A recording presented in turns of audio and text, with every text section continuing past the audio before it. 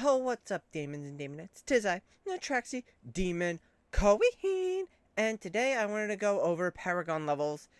But before we do all that good stuff, toss a like and subscribe down below.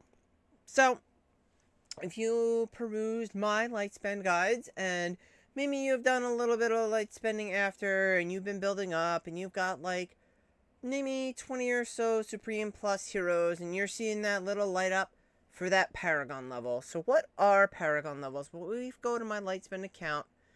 I had just opened them up, right? So these are Paragon levels. So they get initiated after Supreme Plus, so they're hero tier levels. And they add a little bit of stats called rivalry stats onto your hero. So you get 15 of each of these stats and then 6 of each of these stats per Paragon level. And there are 4 Paragon levels in total. So 1, 2, 3, 4. Right, and then it also adds increase to your basic stats. Right? So how do you unlock Paragon levels? So to unlock Paragon levels, you need 25 Supreme Plus heroes. So then that brings about, well, when do you want to start pulling for Paragon levels? Well, that really depends on the faction that you're pulling for, right? Because some factions have better heroes and more heroes that you're going to want, and some, not so much. So you could see I had 40 some odd copies of Merrily there. We're ready to go. And why is that? It's because if you go to the wish list and we bring up our hero selection, we don't really have that many great options, right, for Lightbearer. So for example, once my A tier hero is here, once I get Lucius to Supreme Plus, Merrily to Supreme Plus, and Corrin to all Supreme Plus, I'm good to start pulling for Paragons. Actually, you really just need 2 of them to get to Supreme Plus, right? Because it's 3. You don't really need a Walker, a Muriel, a Valen, or Faye, right? Because these 3 right here, they're kind of like in the garbage tier of characters. They're not very good. They're not really used a lot. If at all. Walker, maybe you'll see him used in Tower a little bit. Muriel, maybe sometimes early on in battle drills, is used a little bit, but not very much. So you're probably not really going to build up these heroes until maybe you get a little bit higher in or deeper into your Paragon levels, and you're like, okay, now I have more to spend on others.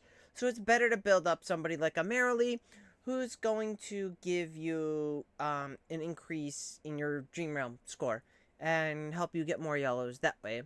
Mauler, right? Obviously, you have a ton of options with Mauler, so you're kind of like restricted here. You can't really start building up your Paragon levels quite as quick for like an Odie or a Coco because you want to build up your Krugers, your Entendres. Maybe you want to build up a Seth for a PvP in a situation. Maybe you want to build up Citrana based on her seasonal for the Song of Strife season. But other than that, you got a lot of you're glutton for choices here. Same thing with like your S tier because you want to build up Elsa, Smokey, Shakir, Lumont. Maybe you want to build up Brutus. Maybe you want to build up Reese. They're all very, very good heroes. They're all very strong. Although Reese, I would say, is a little bit more niche, and you could probably hold on off for him for a while.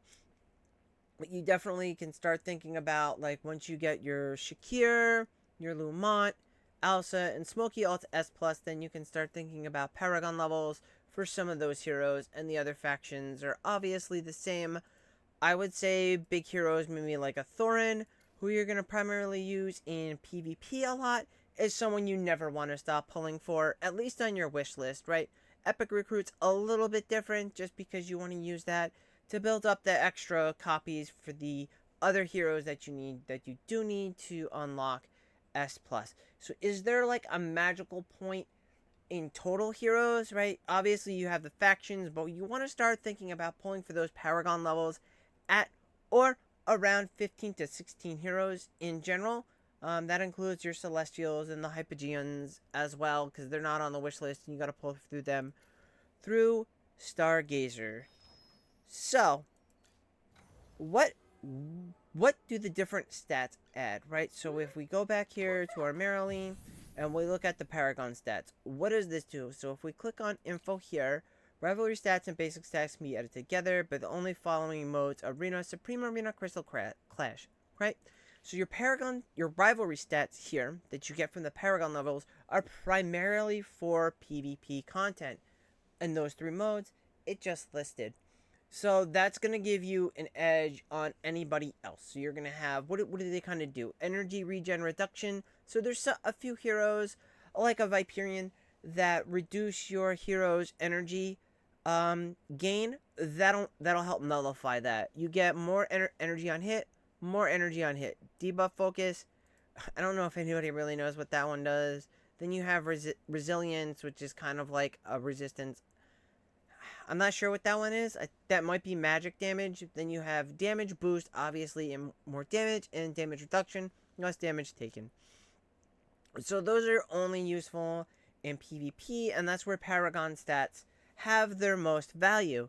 But you're thinking, well, okay, then I don't really need them. Why are you giving Paragon levels to somebody like a Merrily, who you're only primarily using in Dream Realm, who you're only primarily using in Battle Drills? Well, the reason is this, right? You're going to increase their basic stats. And these are everything that's going to be used in all forms of content. So not just limited to PvP, but all of your PvE forms of content. So you're going to have increased HP, increased attack, increased phys defense, magic defense, and proficiency. Right, so this is all going to translate to greater survivability in the Dream Realm and greater damage on bosses in Dream Realm, which is obviously something you want, because then that's going to give you a higher score, and that's going to allow you to get access to those yellow shards, because that's the only place to currently get them in game. So that's where it's really valuable in there. Now when it comes to PvP, yes, you get a nice jump from Supreme Plus to Paragon 1. That's your biggest jump because you're first unlocking the stats. But realistically, what you want is a factor of +2 against anybody you're going against on your server. So if everybody on your server is Supreme Plus, then you probably want Paragon 2 to give you the greatest advantage going into those types of fights. If they have Paragon 1, you want 3. If they have 2, 4. Otherwise, you're going to be heavily reliant on comp and EX weapon and their Paragon levels. So 4 to 4, you're going to be a crapshoot. We don't like those because of the cost of losing in the PvP modes. Like Arena, you lose a lot more than you gain when you win. So, with that in mind, who are the characters that we want to get the Paragon levels on most? Who do we want to never stop pulling for? Who do we want to build? So if we go to I'm going to break it down into 2 categories. You're going to have your regular heroes and then your Celestials and your Hypogeans. Let's cover the Celestials and the Hypogeans first, because they're my favorite faction. And they have my favorite hero, besides Lily May, who's going to be Dianel. He is an amazing PvP character, right? So you have your normal progression of who you need to get for the various forms of content, right? So you want your Reynards M+, your Scarlita S+, Friesto, Taylene, Dianel, Burial. So when you're building those Paragon levels, who do you want to build those on first? Because that's going to change everything. So in between that Paragon point, if you're spending, you may want to go back and you may want to build up your Raynor to S+. This is a good time to do that. And you may want to hold off on building Burial. He's not as important because his primary role is like in a zoo comp, and you're probably not going to get that much use out of it. There's actually a better use for those pulls. I would recommend pulling to Dianel to Paragon 1 first, because he is the hero in the game that benefits most from that one first Paragon level. He needs those extra Paragon stats more than any other hero in the game, because he needs that extra energy regen, that damage reduction, because people are going to try to snipe him, people are going to try to drain his energy, and you want him to get his ult off because he just annihilates and devastates teams. The other one, I would argue after that, is then you maybe want to get them on Taylene because of her dual purpose between Dream Realm and how work she was in Arena, and then Scarlita. Then you can worry about building up your Dianels and your Friestos, because Friesto is primarily a Dream Realm character, although he does have some use in Supreme Arena. So overall, you definitely want to build up Dianel first with your Paragon levels, and then maybe either Scarlita or Taylene, depending on your team comp that you're going with at that time. Okay, so then we go to our regular heroes, And this is kind of a bit more broad because we have a lot of categories. We have a lot more we can pull through with Wishlist and Epic Recruit. So who do we want to build? So like I said in my with the Graveborn, once you have your three right off there, you want your Thorin, your Ludo, and your Carolina. You never want to stop pulling for Thorin. And the reason you never want to stop pulling for Thorin is because of his value in Arena. He is one of the strongest Arena characters out there. So having him have more Paragon levels is very important. You're going to see him all on your high-end teams because of his ability to protect someone. So you're going to see him either linked to like a Lily May and a Lily May stall, or you're going to see him linked to a Dianelle and a Dianelle comp because he wants to shield Dianelle, so Dianelle's harder to snipe. Other characters you want to build up are Lily May, just because of her use and overall in all modes in the game. You can't go wrong. She's a great PvP character, so having her have Paragon levels is amazing. Your Aaron's, because of his dual purpose between Arena and PvE, it's good because he's going to get the extra value, the extra stats, so he has better survivability in stages. Then after, you get your dual purpose characters, you have your Smokies, who's good in stages and bosses, your Aaron, who's good in Arena and PvE, your Elsa, who's great in PvP, your Vala, who's great in PvP. You want to focus on your boss killers like Marilee and Odie.